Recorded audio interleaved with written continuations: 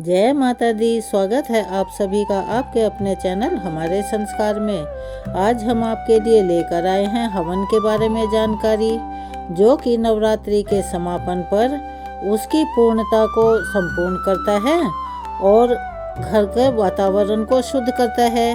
लेकिन नवरात्रि व्रत के समाप्त होने से पहले आपको हवन करके कन्या पूजन करने के बाद ही व्रत का पालन करना चाहिए और नवरात्रि के अंतिम दिन किया गया हवन ही हमारे द्वारा की गई पूजा साधना को सफल और पूर्ण बनाता है।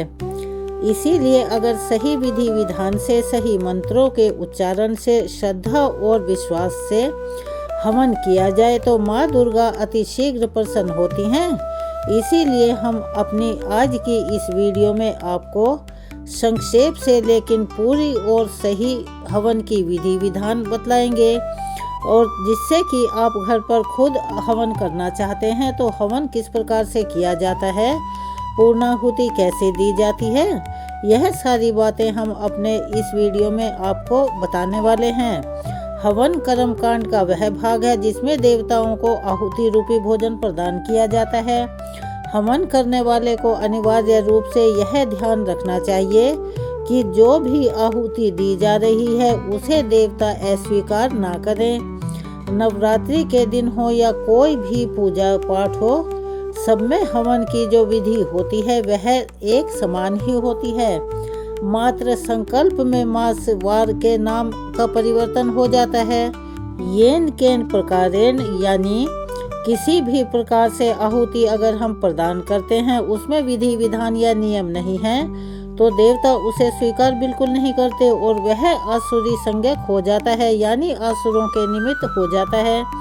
पूजा में जो भी वस्तुएं अर्पित की जाती हैं उसमें बिल्कुल भी कमी नहीं आती। कहने का तात्पर्य यह है कि जो हमारे देवी देवता हैं वह केवल वस्तुओं को नहीं बल्कि भाव को ग्रहण करते हैं। हवन में मात्र श्रद्धा भाव ही नहीं, हवन के बाद जो शेष घृत यानी घी, हविष्य आदि शेष बचता है उसके अलावा भी देवता ग्रहण ही करते हैं। अगर विधि विधान पूर्वक हवन किया जाए तो देवताओं के निमित्त जो भी आहुतियां दी गई हैं उसे अगर देवता ही स्वीकार ना करें तो वह किसी काम का नहीं और वह निष्फल ही सिद्ध होता है। हवन करने के लिए जो भी आवश्यक सामग्री है उसको आप पहले से ही एकत्रित कर रख लीजिए। पूजा शुरू करने से पहले आपको हवन कुंड, अगर हवन कुंड ना हो तो आप मिट्टी का बड़ा सा चौड़ा सा एक दिया ले सकते हैं, क्योंकि नवरात्रि में छोटा सा हवन तो हम सुबह शाम करते ही हैं, जिसमें हम कपूर और लौंग आदि डालकर जलाते हैं, गाय के उपले जलाते हैं, तो वो भी हवन का ही छोटा सा स्वरूप होता है। मिट्टी का चौड़ा सा पात्र ले सकते हैं और अगर वह भी उपलब्ध ना हो तो आप जमीन पर ही सीधा रेत बिछाकर उसके ऊपर ईंटें रखकर चारों ओर से ईंटों को रखकर बीच में हवन करने लायक जगह छोड़कर तब भी हवन कर सकते हैं। हवन कुंड के अलावा आम की लकड़ी जो सूखी हुई हो, जिसमें कीड़े ना हो, देसी घी, पान के पत्ते, सुपारी और सूखे नारियल की आवश्यकता आपको पड़ती है। सूखा नारियल यदि आप नहीं रखना चाहते हैं तो कोई बात नहीं, आप हवन सामग्री में घी आदि अच्छे से मिलाकर रख लें। इसके अलावा कपूर और गंगा जल, चरणामृत, कलावा और आम के पत्तों की भी आपको जरूरत पड़ेगी। हवन करने के लिए लोबान, गुग्गल, जौ, काले तिल, चावल, शहद, लौंग, इलायची और खीर या हलवा आप सामग्री के साथ रख लें। और हवन की प्रक्रिया शुरू करने से पहले हाथ जोड़कर सच्चे मन से माँ दुर्गा से प्रार्थना करें कि हे माँ दुर्गा, मैं अपनी श्रद्धा और भक्ति के साथ आज यह पवित्र हवन कर रही हूँ या कर रहा हूँ। अगर इस हवन में मंत्र उच्चारण में या हवन सामग्री में कोई कमी रह जाए, हवन विधि में मुझसे कोई गलती हो जाए तो हे माता मुझे क्षमा कीजिएगा और मेरी पूजा और इस हवन को स्वीकार कर लीजिएगा। हवन करने से पहले कुछ तैयारी आपको करनी आवश्यक होती है, जैसे कि स्नान करके आप निवृत्त हो जाएं और सबसे पहले जिस जगह पर आपको हवन करना है उस जगह पर गंगा जल छिड़क कर उसे पवित्र कर लें और अगर संभव हो सके तो गाय के गोबर से आप उसे लीप भी सकते हैं। और उत्तर या पूर्व दिशा की ओर ही मुंह करके आसन पर आपको बैठना है। पास में जो भी हवन सामग्री है उसे आप अपने पास रख लीजिए, मन को शांत कीजिए और एकाग्रचित होकर आहुति देने के लिए 1 चम्मच भी अपने पास रखें। आहुतियों के साथ साथ आपको मंत्र भी बोलने होते हैं। यदि आपको बहुत सारे मंत्र जो विधि विधान के अनुसार होते हैं वह आते हैं तो आप उन मंत्रों का उच्चारण आसानी से कर सकते हैं, नहीं तो माता रानी के एकमात्र सबसे सरल मंत्र का आप जो है आहुति के साथ उच्चारण कर सकते हैं, और वह मंत्र है ओम दुम दुर्गाय नमः स्वाहा। जिस भी सामग्री का आप अग्नि देवता को अर्पित कर रहे हैं यानी कि आहुतियाँ दे रहे हैं, उस समय आपको इस मंत्र का उच्चारण मात्र करना है और स्वाहा के साथ ही उस सामग्री को अग्नि में समर्पित करना है। सबसे पहले कुंड में लकड़ी और कपूर से अग्नि को प्रज्वलित करें, ओम श्री गणेशाय नमः कहें, अग्निदेव को प्रणाम करें और फिर थोड़ी थोड़ी सी हवन सामग्री और घी अग्नि में डालते रहें। अपनी सुविधा के और समय के अनुसार आप 5, 7, 11, 21, 51 या 108 बार जितनी भी आप करना चाहते हो, जितना आपके लिए सरलता से हो पाए उतनी ही बार आहुतियाँ दे सकते हैं और हर बार वही मंत्र को दोहराते रहें जो आपको ऊपर बताया गया है। हवन करने के जो नियम हैं उसके अनुसार मन में श्रद्धा होनी अति आवश्यक है। शांत मन के साथ आपको हवन करना है और जोर से नहीं बल्कि स्पष्ट मंत्रों का उच्चारण करना है। जोर से का हमारा मतलब है कि बहुत तेजी ना करें मंत्र बोलने में। हवन करते समय बीच में बातचीत भी किसी से ना करें और उठना बैठना भी संभव हो अगर ज़्यादा आपातकालीन स्थिति ना हो तो ना करें। एक जगह पर जिस विधि से जिस आसन पर आप बैठे हैं पूरे हवन के दौरान उसी स्थिति में आप शांत होकर बैठे रहें। पूरी विधि के दौरान माँ दुर्गा का ध्यान मन में रखें। हवन कुंड में आम की सूखी लकड़ियाँ रखकर उसके ऊपर थोड़ी हवन सामग्री डालें। कपूर रखकर हवन कुंड में अग्नि को प्रज्वलित करें। हाथ में जल पुष्प अक्षत लेकर माता के सामने संकल्प भी लें। उसके बाद एक और मंत्र आपको हम बता रहे हैं।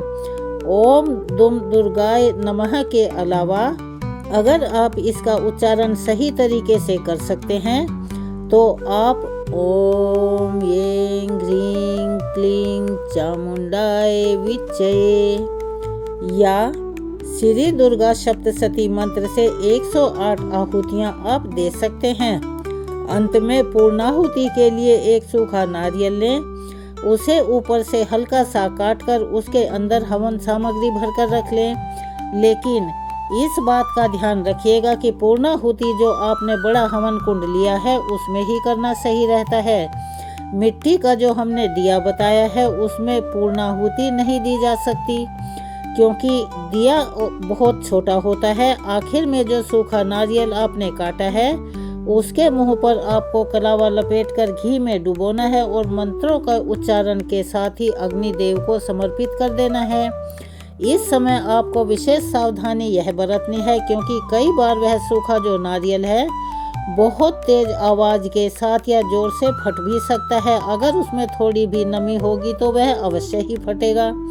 तो आसपास आपको हर चीज का ध्यान रखना है कि किसी भी प्रकार की असावधानी या नुकसान से आपको बचना होगा। अग्नि में आहुति आप हवन सामग्री के साथ खीर से, लौंग के जोड़े से, हरी इलायची से या आप जिस भी विशेष सामग्री को अग्निदेव को अर्पित करना चाहते हैं उसी विशेष सामग्री को अग्नि देवता को अर्पित कर सकते हैं।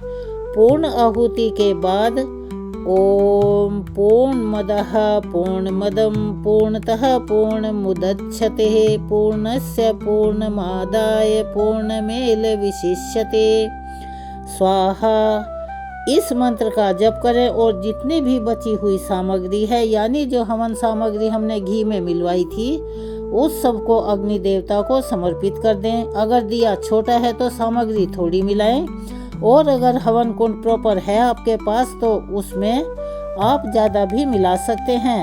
सबसे पहले ओम आग्नेय नमः स्वाहा मंत्र का जाप भी करें।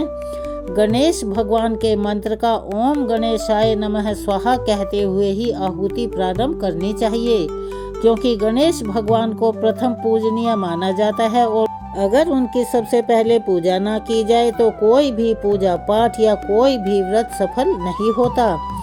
उसके बाद आप आहुतियाँ देना प्रारंभ करें और सभी नवदुर्गाओं का ध्यान करते हुए सभी नवदुर्गाओं के मंत्र के साथ भी अंत में स्वाहा लगाते हुए आप आहुतियाँ दे सकते हैं। जैसे कि उदाहरण के तौर पर ओम देवी शैलपुत्रे नमः स्वाहा, ओम देवी ब्रह्मचारिणी नमः स्वाहा, ओम देवी चंद्रघंटाय नमः स्वाहा, ओम देवी कुष्मांडाय नमः स्वाहा, ओम देवी स्कंदमाताय नमः स्वाहा, ओम देवी कात्यायनी नमः स्वाहा, ओम देवी कालरात्राय नमः स्वाहा, ओम देवी महागौर्याय नमः स्वाहा, ओम देवी सिद्धिदात्राय नमः स्वाहा।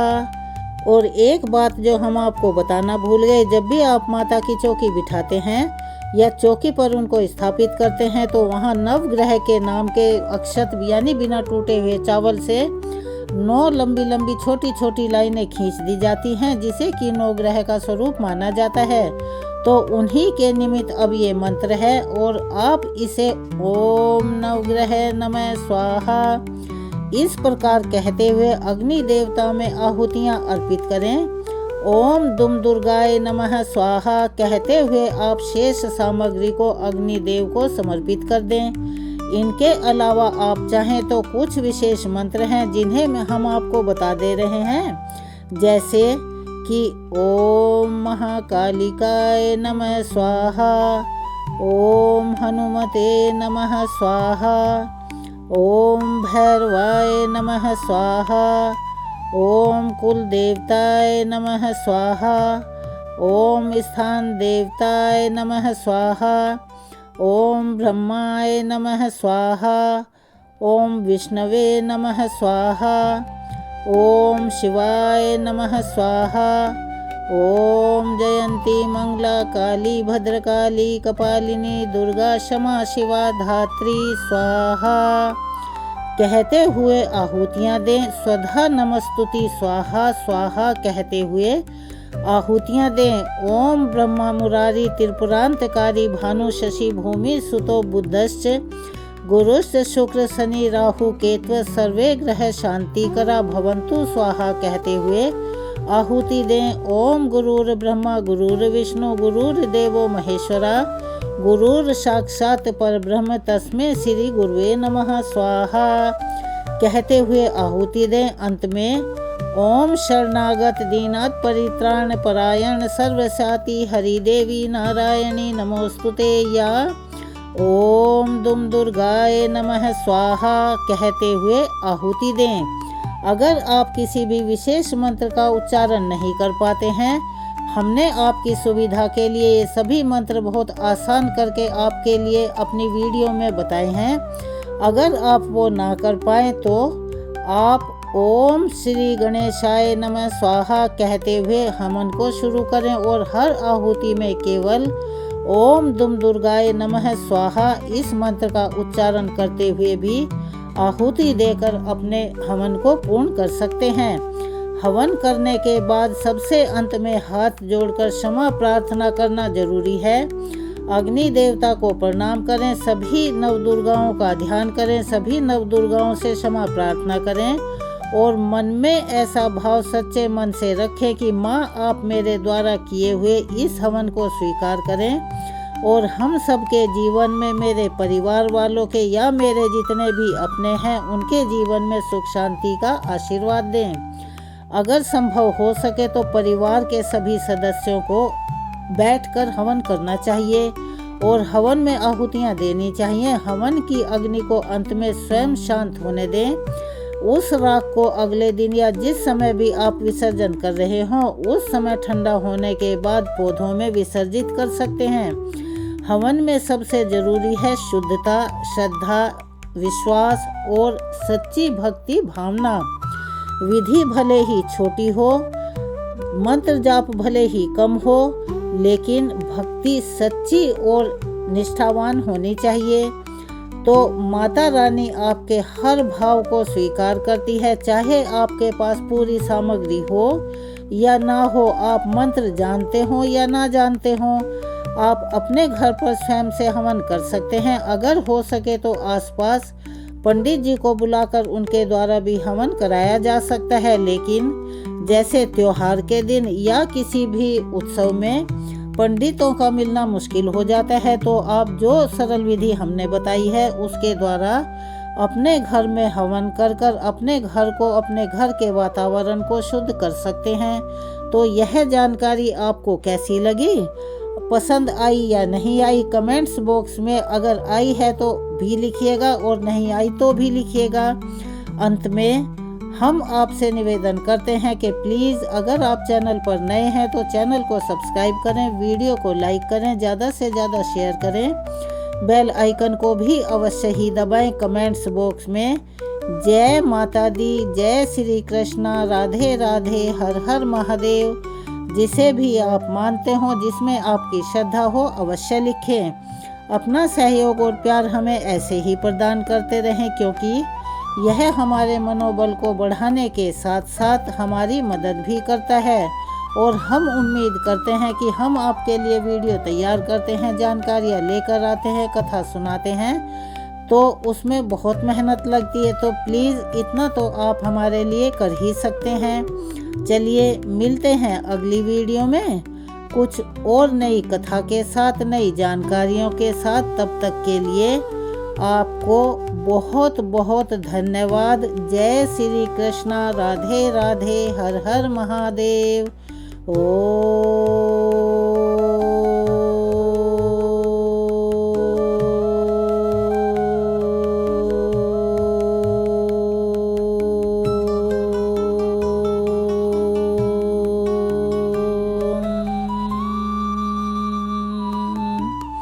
नमः शिवाय।